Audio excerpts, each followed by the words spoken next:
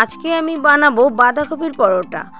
পরোটা তো আপনারা অনেকভাবে খেয়েছেন, একবার এভাবে বানিয়ে খেয়ে দেখুন। খেতে যেমন নরম হবে তেমনই সুস্বাদু হবে। তবে চলুন আর দেরি না করে রেসিপিটি দেখে নেওয়া যাক। প্রথমে বাঁধাকপিটি কুচো করে কেটে নিতে হবে।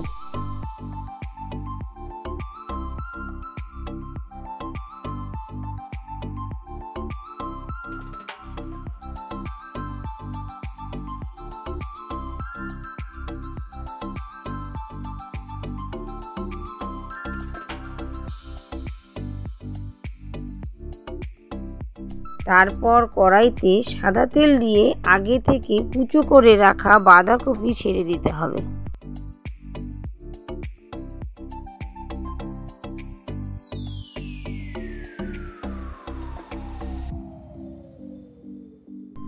এরপর 1 চা চামচ নুন ও 1 চা চামচ হলুদ দিয়ে নাড়াচাড়া করতে হবে।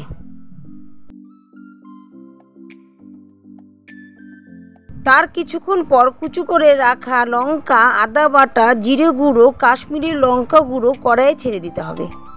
আমি এখানে ধনে গুঁড়ো দেইনি, আপনারা চাইলে এখানে ধনে গুঁড়ো অ্যাড করতে পারেন। এরপর বাঁধাকপির পুরটি যে কোনো একটি পাত্রে নামিয়ে নিতে হবে।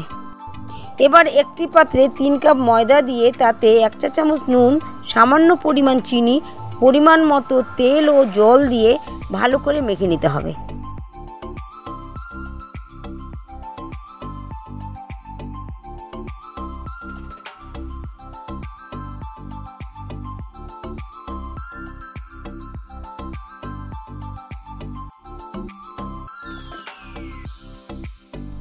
এরপর এক এক করে লিচিতে বাঁধাকপির পুর ভরে নিয়ে আলতো করে বেলে নিতে হবে, যাতে পুরটি বেরিয়ে না আসে।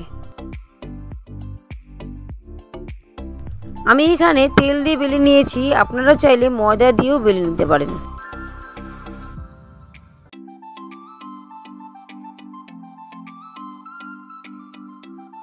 এবার ফ্রাইং প্যানে তেল দিয়ে এক এক করে পরোটাগুলি ছেড়ে দিতে হবে।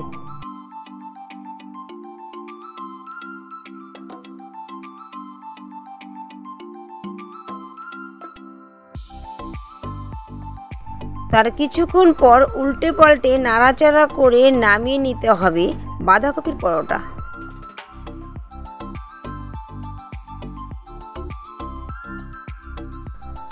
ভিডিওটি ভালো লাগলে অবশ্যই একটি লাইক করে দেবেন। ধন্যবাদ।